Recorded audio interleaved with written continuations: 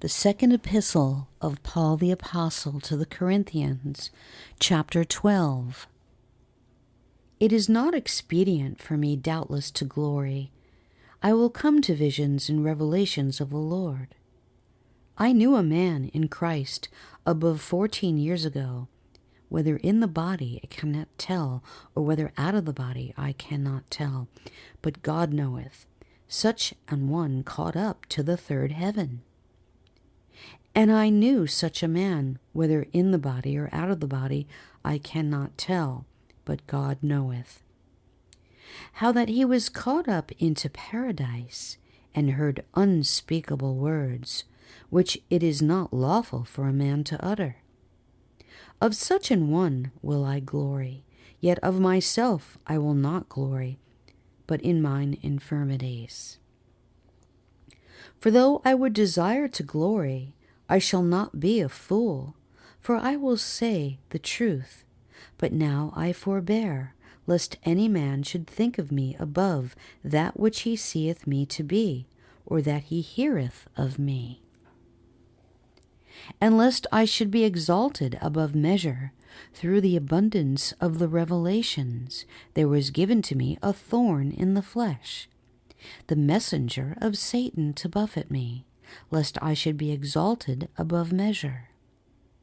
For this thing I besought the Lord thrice, that it might depart from me. And he said unto me, My grace is sufficient for thee, for my strength is made perfect in weakness. Most gladly, therefore, will I rather glory in my infirmities, that the power of Christ may rest upon me. Therefore I take pleasure in infirmities, in reproaches, in necessities, in persecutions, in distresses for Christ's sake.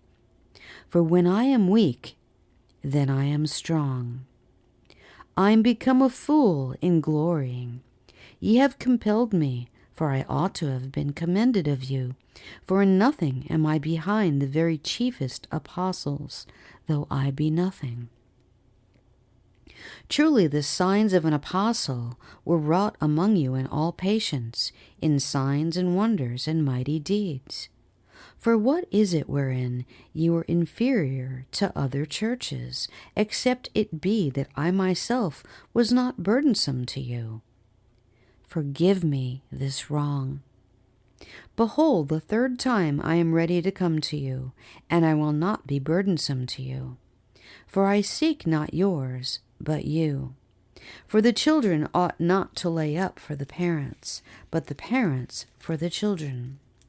And I will very gladly spend and be spent for you. Though the more abundantly I love you, the less I be loved. But be it so, I did not burden you. Nevertheless, being crafty, I caught you with guile. Did I make a gain of you by any of them whom I sent unto you? I desired Titus, and with him I sent a brother. Did Titus make a gain of you? Walked we not in the same spirit?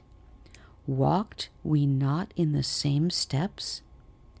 Again, think ye that we excuse ourselves unto you? We speak before God in Christ, but we do all things, dearly beloved, for your edifying. For I fear lest when I come I shall not find you such as I would, and that I shall be found unto you such as ye would not, lest there be debates, envyings, wraths, strifes, backbitings, whisperings, swellings, and tumults. And lest when I come again, my God will humble me among you, and that I shall bewail many which have sinned already, and have not repented of the uncleanness, and fornication, and lasciviousness which they have committed.